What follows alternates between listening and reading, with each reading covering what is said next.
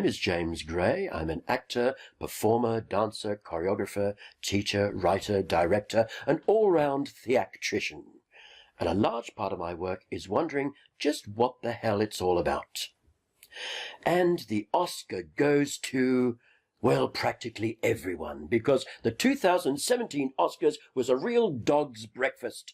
Warren Beatty and Faye Dunaway celebrating 50 years since Bonnie and Clyde, and doesn't time fly when you're having fun, introduced the wrong film as the best film of the evening.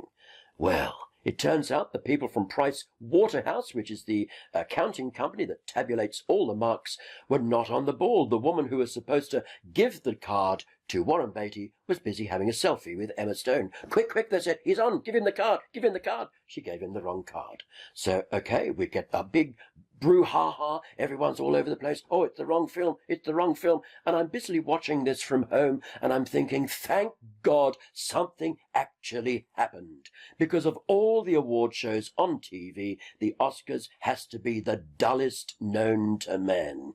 Yes, they have the sarcastic host every year, but do we really care about the best assistant director from a Bolivian short, thanking God, thanking his mom, thanking his kids? Were they there on the set holding the wires? Do we really care? They're all taking it so very, very seriously. Oh, for God's sake, at least the British think it's one big dinner party. They get up, they make witty speeches, they understand they're there to entertain. If you're going to inflict these things on the public, well, let's have it something for the audience. Good God, we don't really care. And then, but let's look at the stars. Let's look at the stars. That'll be interesting. But there are no stars. We have people like Amy Adams and Ben Affleck.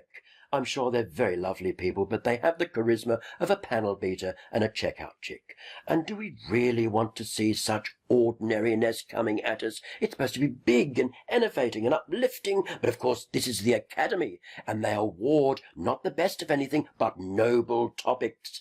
Things about slaves and things about presidents, and what was the one where they're chasing pedophile priests in the Catholic Church? It won Best Film. What are we going to see tonight, love? Oh, we're going to see a film about chasing pedophile priests in the Catholic Church. Oh, great, break out the popcorn. Terrific stuff. And then, of course, we get the nominees, and they present half a dozen nominees. Usually the actresses, they're great fun. And the nominee is, and they will show a clip of someone crying and screaming, you took my children, you raped my cat, how could you do that? Because that's what the Academy think is acting. So Min and Bill sitting in Minnesota go, gee, that Meryl, she's a great actress. Sure is, Bill. She sure gets on with the best of it.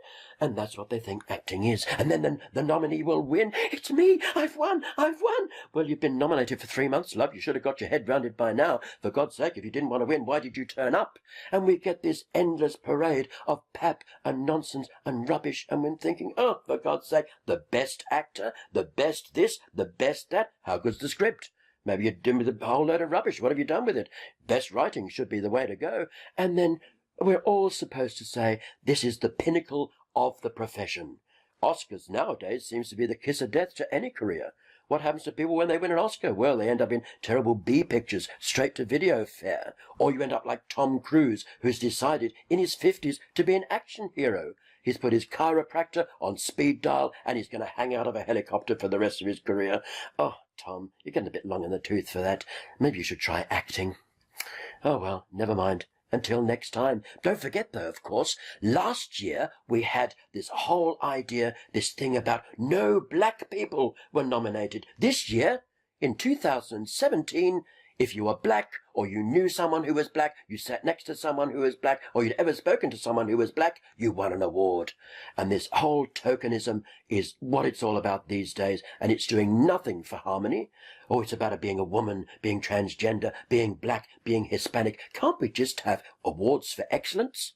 Someone was a good performer? Do we have to put them in another little subcategory? Oh, well, that's life as we know it. I'm James Gray. Until next time, keep your hand on it.